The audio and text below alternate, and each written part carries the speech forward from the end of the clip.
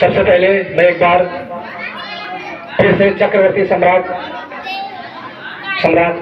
अशोक महान भी कहते हैं और कुछ लोग इन्हें बहुत ही क्रूर और चंड कहते हैं। तो उस शासक के जन्मोत्सव के अवसर पर शेखापुर वासियों ने हमसे विचार साझा किया और यहाँ पर हमसे सूचना प्रदान की कि महाराज जी यहाँ कार्यक्रम होना चाहिए। तो मैं उस शेखापुर वासियों के साथ साथ प्रधान जी का भी आभार व्यक्त करना चाहूँगा। इस शेखापुर की धरती पे आने का हमें परम सौभाग्य प्राप्त हुआ और इससे मैं अपने आप को काफी प्रसन्न और धन्य महसूस करता हूँ। इसकी अगुवाई सर्वप्रथम कुलदीप मौर्य के माध्यम से इस गांव के बारे में हमें जानकारी मिली। तो हमारा जो आगमन हुआ था, जहां पे मैं खड़ा हूं आज, यहीं पर पहली बार आया था। तो उस समय मैं बैठा हुआ था, तो मैं आया यहीं पर पूरे गांव वासियों को एकत्रित किया और हमने चर्चा किया कि नहीं, ऐसा होना चाहिए। तो हम इस कार्य को सफल बनाएंगे और चाहे कुछ भी करना पड़े, मेरे से जो हो पाएगा वह मैं करूंगा। गारंटी तो नहीं दे सकता कि मैं क्या क्या करूंगा, क्योंकि अगले पल हमारा क्या विनय होगा, हमारा क्या रोल होगा, हमारे साथ क्या होगा, यह किसी को नहीं पता। लेकिन इस बात का मैंने जो है कि आश्वासन दिया कि गांव के मुखिया से भी आप संपर्क कीजिए, क्योंकि यह कार्य गांव के मुखिया का होता है। तो श्री द्वारिका प्रसाद मौर्य जी ने कहा नहीं ठीक है, गांव के मुखिया भी काफी उदार और सज्जन हैं और इस बात को कतई अस्वीकार नहीं कर, वो स्वीकार ही करेंगे, क्योंकि काफी अच्छे स्वभाव के हैं और दयालु प्रवृत्ति के हैं और एक मिलनसार विचार के हैं। तो एक बार मैं चाहूंगा कि श्री मनोज पांडे जी ग्राम प्रधान शेखापुर के लिए एक बार जोरदार तालियों से स्वागत। हमें लगता है आप लोग भोजन नहीं किए हैं, क्योंकि तालियों में कोई दम नहीं है। तालियां ऐसी होनी चाहिए कि चौराहे तक आवाज जानी चाहिए। एक बार फिर से ताली बजाइए प्रधान जी के सम्मान में, क्योंकि प्रधान जी का कहना है इस बार तो काफी विलंब से सूचना मिली, जल्दबाजी में सब कुछ हो गया, लेकिन अगली बार काफी धूमधाम से मनाएंगे। और यह एक समाज का नहीं, समूचे भारतवासियों का उत्सव है और हमसे जो हो पाएगा हम सब करेंगे, ऐसा हमारे प्रधान जी कहते हैं। तो फिर से एक बार तालियों से स्वागत कीजिए प्रधान जी का। चलिए हम बढ़ते हैं।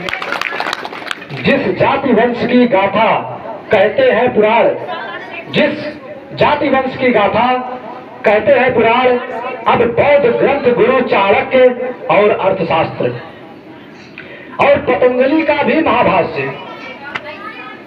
जस्टिन प्लूटार्क यूनानी लेखकों का रहा इतिहास, जिन्होंने मौर्य वंश का अपने कलम से बना दिया स्वर्णिम इतिहास। तो जिसकी सीमा छू ना सका सेल्यूकस ने झुकाया माथ, अभी लोगों में वर्णित है मौर्यों का अनुपम इतिहास। प्राणवान वचन पाया देकर सुपुत्री का हाथ, यानी जब कोई चारा नहीं चला, सेल्यूकस परास्त हो गया, तो उसने अपनी पुत्री कार्नेलिया, जिसको हेलेना के नाम से जानते हैं, तो उसने चाणक्य को एक संदेशा भिजवाया कि हम अपनी पुत्री का विवाह कर देते हैं यहाँ के सम्राट से, हमारी जान बच दो। लेकिन जब सम्राट को यह सूचना मिली, सम्राट एकदम क्रोधित हो गए, हम विदेशी महिला से क्यों शादी करें, हम नहीं कर सकते। तो चाणक्य ने कहा अरे हम आज की भाषा बता रहे हैं, तब क्या बताए थे, पगला गए होगा, अगर वो हमारा रिश्तेदार हो जाएगा तो कभी एक रिश्तेदार दूसरे पे हमला करने आएगा। बोले चंद्रगुप्त सही कहा गुरुदेव आपने, ये तो हमारे इसमें फिट ही नहीं था पहले से। चलिए आगे बात कीजिए। तो जो है कि बात करते हैं, बोलते लेकिन एक शर्त रहेगा। तो सेल्यूकस बोला क्या? बोले विदेशी महिला के कोख से उत्पन्न संतान कभी भारत का उत्तराधिकारी नहीं होगा। अगर इस बात से आप सहमत हैं तो ही हम विवाह का बंधन के लिए आगे बात बढ़ाएं। तो सेल्यूकस भी इस बात को स्वीकार किए और उसकी पुत्री कार्नेलिया माना हेलेना भी स्वीकार की। तो जो है कि खुशी खुशी शादी विवाह हुआ। तो जितने भी राज्य जो है सेल्यूकस का था वो सभी ने सोचा मैं अपनी पुत्री का विवाह तो कर रहा हूँ, कहीं सम्राट कभी गुस्से में आके हमारी पुत्री को मार ना दे। तो अपनी पुत्री का जान बचाए रखने के लिए जितना भी उसके पास संपत्ति था, यानी भूमि से संबंधित संपत्ति, तो उसने दहेज में दे दिया। सोच लीजिए, वह दुनिया का ऐसा प्रथम क्षण था कि अंतरराष्ट्रीय विवाह हुआ चंद्रगुप्त मौर्य का, और पता नहीं कितने देश हमको दहेज में मिल गया। जिस दहेज में आज पाकिस्तान हो गया, अफगानिस्तान हो गया, कांधार हो गया, काबुल हो गया, बर्मा हो गया, सब जो है कि म्यांमार हो गया, और चीन के भी कई ऐसे भूभाग हैं जो तिब्बत अभी चीन के कब्जे में है। सब जो है कि एक भारतीय पुरुष को दहेज में मिला था, जिसके दहेज में छोड़े हुए जमीन पर कितने देश बच गए। तो आप लोगों को गर्व होना चाहिए कि हम उस देश के निवासी हैं जहां पर लोग हमारे सम्राटों का नाम सुनते ही सब कुछ अपने आप दे देते थे, उनकी हिम्मत नहीं होती थी।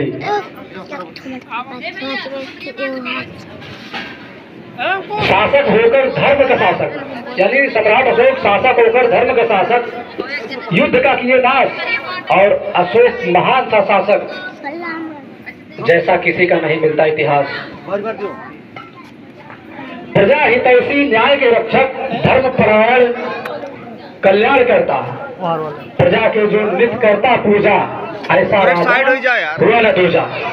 शासन प्रशासन न्याय व्यवस्था अर्थ व्यापार कृषि कला उच्च आदर्शों की थी अपनी राज्य व्यवस्था। वह दिन क्या थे मौर्यों के, हमने पहले क्लियर कर दिया। मौर्य माना कोई जाति नहीं, ये भारत के उस महासम्राट के सामने लगाई जाती थी जो चक्रवर्ती हुआ करता था। वह दिन क्या दिन थे मौर्यों के, कोई नहीं उनका शानी, दुश्मन पीछे छोटे सबको याद दिलाते थे नानी। साइड हो जाओ यार। पर हमारे अंदर अब एकता का पुट कहाँ है? हाथी बांधते थे जो तिनके, अब उनमें जुट कहाँ है? हम अपने ही भाइयों का गला काटते रहे, आपस में ही लड़ भिड़ नष्ट होते रहे।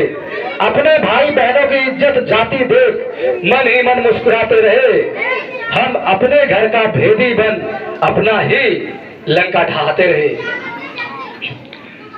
आपसी फूट का हमारे फायदा उठाया गया है, मतलब परस्तियों द्वारा हमको दबाया गया है। यहाँ पर हमारी का तात्पर्य समूचे भारत में बात करता हूँ, तो किसी जाति विशेष से जोड़कर इसे ना देखा जाए। मीठे जहर देने वालों अब तो पहचानो, यानी मीठे जहर को देने वालों को अब तो पहचानो, हम कौन थे, क्या हो गए, अब तो जानो। आओ मिलकर कसम खाएं, आपस में ना लड़ेंगे।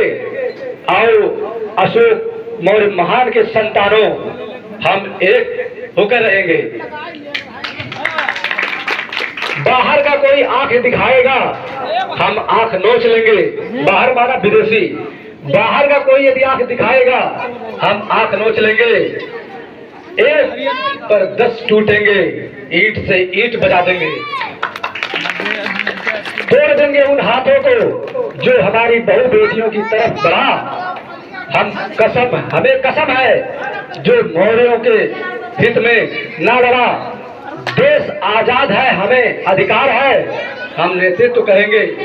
हम सभी तैयार हैं, देश का नेतृत्व करेंगे, यानी अपने घर का नेतृत्व करेंगे, गांव का नेतृत्व होगा, गांव का नेतृत्व करेंगे, जिला पंचायती का नेतृत्व होगा, जिला पंचायती का नेतृत्व करेंगे।